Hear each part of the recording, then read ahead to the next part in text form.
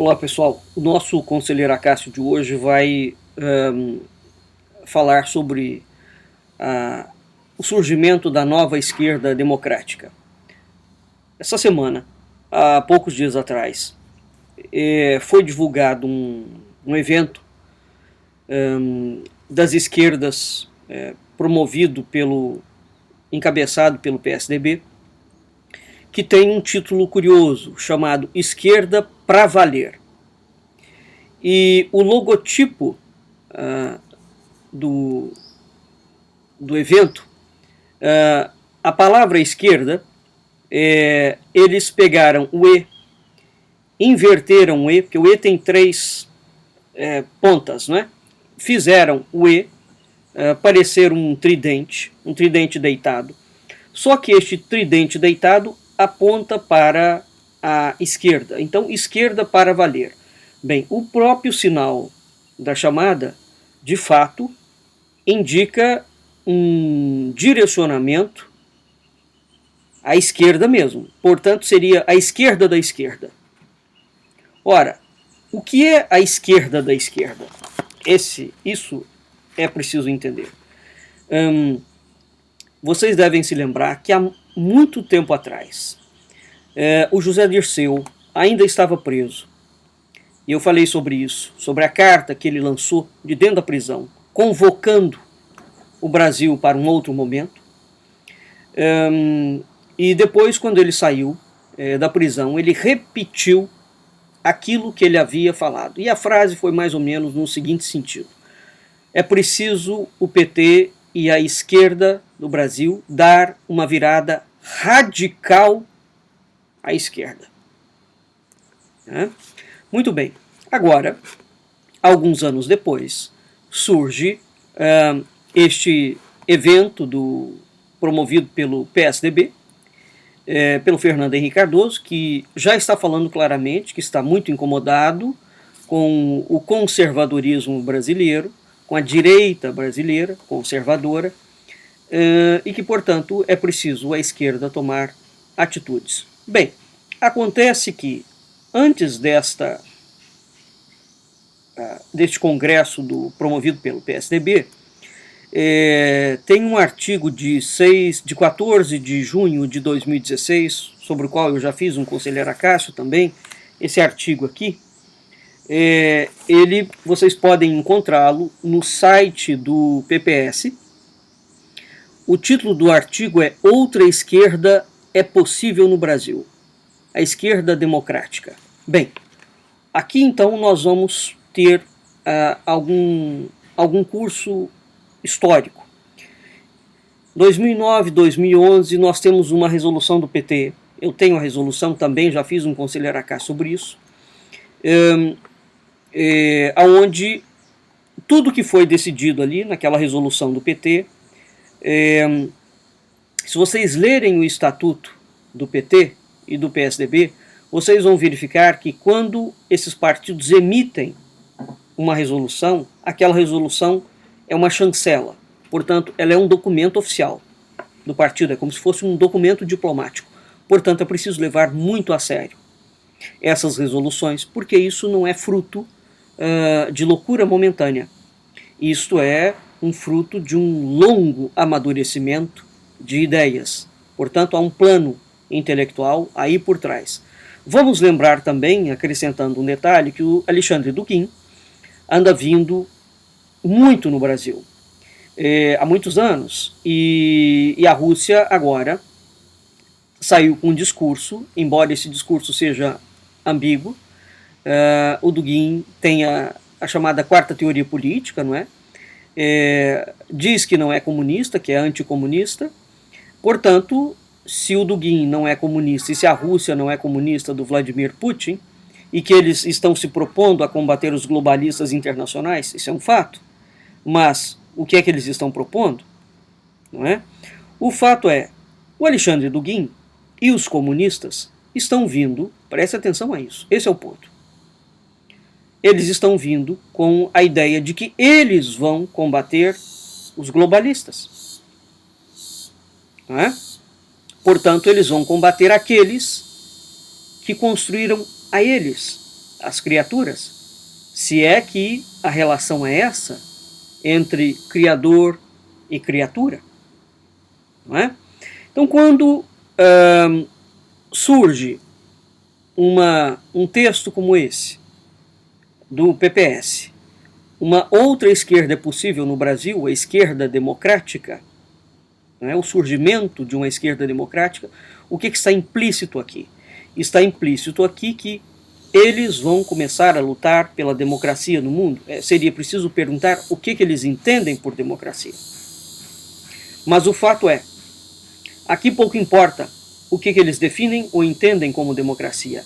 A esquerda já se apropriou, este é o ponto, ela já se apropriou do discurso de que eles são democratas. Se vocês observarem, os partidos de esquerda, todos eles,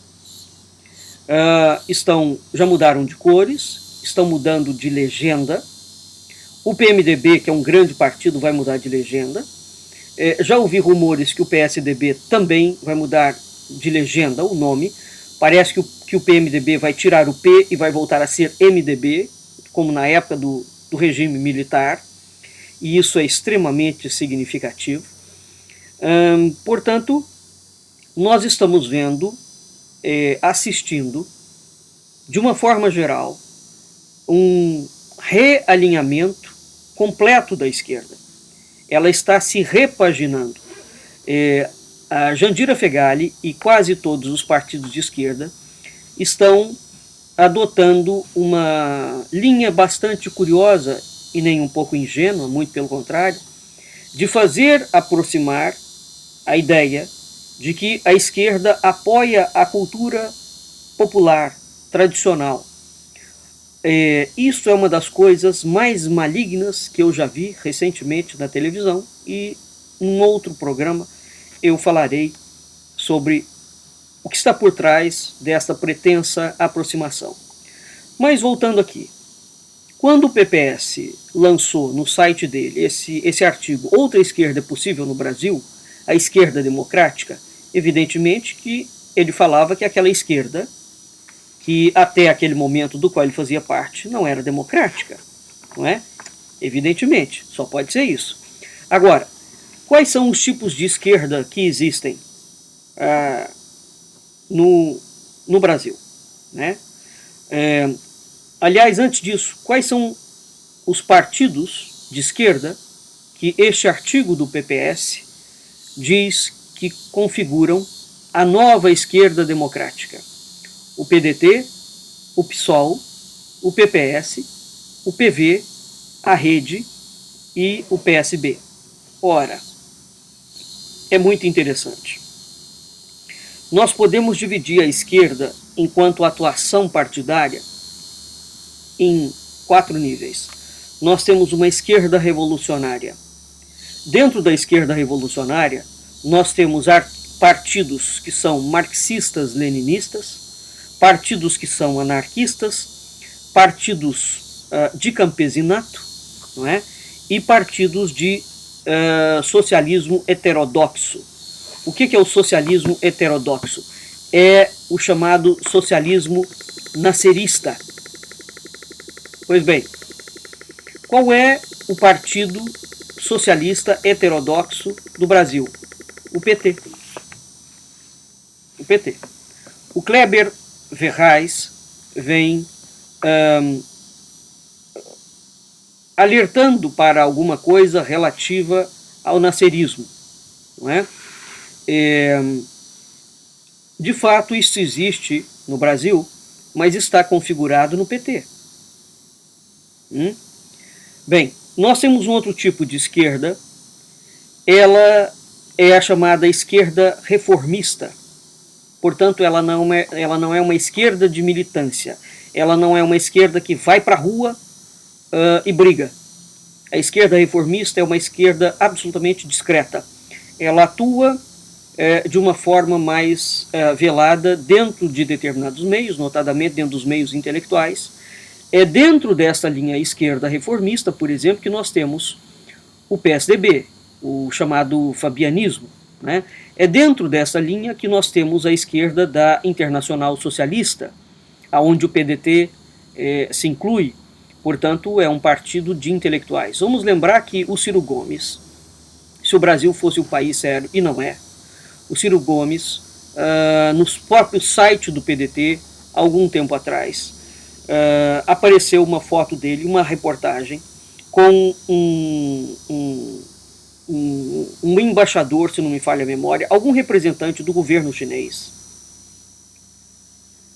em missão oficial do governo, e o governo chinês dizendo que vai patrocinar a candidatura do Ciro Gomes. Bom, isto é uma absoluta ilegalidade constitucional. Absoluta. Evidentemente que, a partir do momento que, se o Brasil fosse um país sério, o embaixador da China deveria ter sido chamado a Brasília imediatamente, na presidência da República, para prestar satisfações à presidência da República, ao Tribunal Superior Eleitoral, do que se trata aquilo.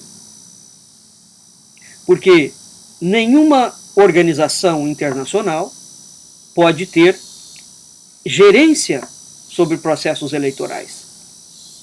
Agora, por que não aconteceu nada disso? Embora tenha sido divulgado e está oficializado no site do PDT, por uma razão muito simples. Eles vão oficializar o Foro de São Paulo. Então aquilo que era crime passará a não ser. Nós já temos uma prerrogativa, uma jurisprudência em relação a esse caso. Um outro tipo de esquerda é a chamada esquerda clerical. Não é? É a esquerda que penetrou dentro da religião, não só católica, ou de todas as religiões cristãs, e não só. Essa penetração clerical é uma penetração muito mais ampla, não é? Mas é uma penetração religiosa. Entendam clerical como religiosa. Isso vale para todos os esquemas. Né? Por exemplo, aquela esquerda que defende o direito do Islã enquanto religião, como está o PSOL defendendo. E o senhor Jean Willis com um projeto dentro da Câmara Federal para que o islamismo, a religião islâmica muçulmana, seja adotada como currículo escolar obrigatório dentro das escolas públicas brasileiras, e as outras religiões ocidentais, cristãs, judaicas, etc., sejam suprimidas. Isso é esquerda radical, clerical. E existe a chamada esquerda populista, que era a esquerda do antigo trabalhismo, por exemplo, do Getúlio Vargas. Pois muito bem. Então, tendo isto em perspectiva, portanto, nós temos 4 tipos de esquerda, né? A revolucionária, a reformista, a clerical e a populista. Pois muito bem. Esses partidos que estão aqui no artigo do site do PPS, que é o PDT, PSOL, PPS, PV, Rede, PSDB, PSB, aliás, todos eles estão enquadrados nesses diferentes tipos de esquerda. Para vocês terem uma ideia, o PDT é uma esquerda reformista. Né? O PSOL, o PPS, o PSB fazem parte da esquerda revolucionária. Né? O PV e a Rede oscilam entre a esquerda populista e a esquerda revolucionária. Eles dão uma na cruz, outra na caldeirinha. Portanto, eles estão praticamente todos, né? Os 4 níveis da esquerda. Então veja, o que o artigo fala, o que este artigo fala, é uma completa mentira. Há o surgimento de uma nova esquerda? Não há nada. Existe a mesma esquerda, os mesmos objetivos, os mesmos fins. Os métodos mudam de conquista do poder. Né? Juntamente com isto, nós temos um outro cenário, quanto a mim, muito grave, que é o anúncio, tá, repleto dentro das mídias sociais, de que no Brasil está surgindo um novo conservadorismo. Não tem conservadorismo nenhum no Brasil. Porque é impossível. Conservadorismo é uma palavra que aplica-se à cultura. Ela não se aplica à política. É impossível surgir uma cultura conservadora em um ano, porque uma cultura não é um processo de fabricação. O que existe é uma reação coletiva contra os desmandos e as loucuras da esquerda. É preciso não confundir alhos com bugalhos. Por que eu chamo essa atenção? Porque no Brasil, o Brasil é um país acéfalo, incentivado para ser acéfalo. O Lula, o mundo inteiro entrou em crise, o Lula falou que era uma marolinha. Aí o Brasil entrou em crise, o Lula falou que de fato admitiu um pouquinho da marola por aqui, e 6 meses depois o Brasil já tinha se recuperado da crise. Vejam vocês, a Dilma Rousseff deixou o governo em frangalhos, o PT deixou o governo em frangalhos, e quando o Michel Temer assumiu, disse que o governo estava em frangalhos. Mais ou menos 6 meses depois, o Brasil já estava ótimo, já tinha renascido das cinzas. Ora, quando os governos da Europa, qualquer governo sério do mundo, fala que entrou numa crise, eles levam pelo menos 10 anos para sair da crise. O Brasil não. O Brasil consegue entrar e sair de crises assim da forma mais milagrosa possível. Quer dizer, o que é isso? Isso é uma sequência de mentiras absolutas. Absolutas. Né? Bem, então, isso é uma notícia falsa, não há anúncio de conservadorismo nenhum, porque uma cultura não é um processo de fabricação. Uma cultura é algo que se forma à revelia do Estado. Porque se a cultura pudesse ser fabricada, este é exatamente a grande ambição da esquerda internacional, a fabricação da cultura. Essa foi a grande ambição, por exemplo, do Getúlio Vargas, dos partidos trabalhistas, né? A fabricação de uma cultura consoante o que eles desejam ou determinam. Pois muito bem, então existe uma reação, e vamos entender o seguinte: ser contra o PT não é ser contra o comunismo, tampouco é ser contra o liberalismo, não é? Então, a esquerda, eu vou falar rapidamente uma das razões pelas quais a ideia de que há o surgimento de um novo conservadorismo é uma falácia, por uma razão histórica muito simples, que é o seguinte: o Brasil desde 1822 foi sendo aparelhado. Então vamos dizer assim, eu vou falar para vocês rapidamente as etapas do aparelhamento, né? Primeiro foi o surgimento do chamado Estado Liberal, que foi uma proposta que foi trazida por José Bonifácio e por Dom Pedro I. Né? Depois nós tivemos a criação dos partidos políticos, já no Império, depois na República. Depois nós tivemos uma suposta crise aqui, que mudou o regime, passou o regime para a República. Né? Depois nós tivemos uma tomada de poder. Isso aqui é um esquema geral. Né? Ao longo do século XX, na história brasileira, nós temos diferentes momentos de tomada de poder por grupos aparentemente antagônicos. Esta é só uma aparência porque é o mesmo grupo. Eles oscilam no poder. Ora tem um grupo oligarca, ora tem um grupo populista. É só isso. Não há nada além disso. Essa tomada de poder, então, ela de certa forma cria uma bifurcação. Você tem o surgimento de alguma coisa que chamam de Estado-classe, e o Brasil foi sendo dividido em classes: classe política, classe intelectual, classe de professores, classe de gays, classe de LGBT, classe de aleijado, classe de tudo. Classe de cachorro louco, que é o que tem. Né?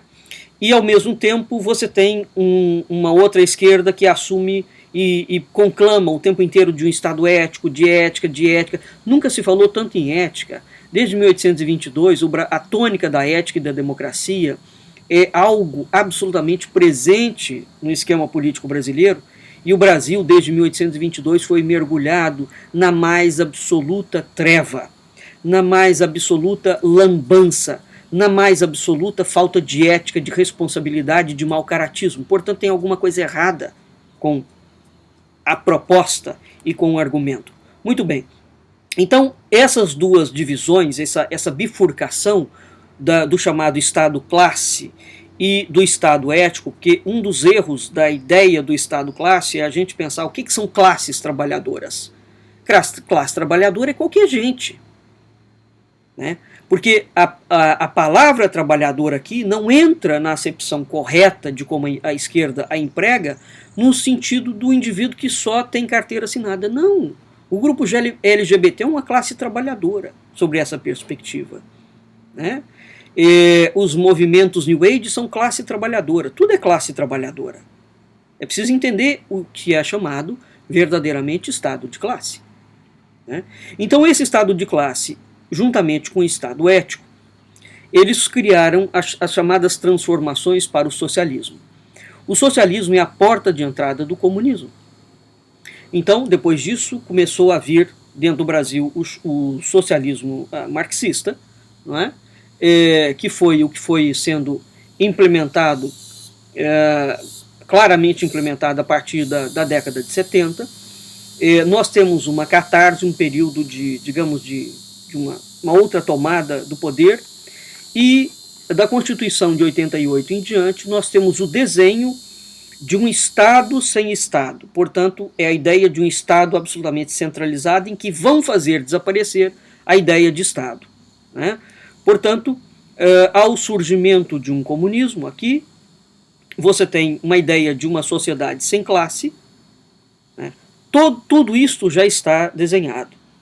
Então há uma crise orgânica, existe uma tomada do poder, existe um braço armado que não necessariamente é um braço de militância que dá tiro na rua.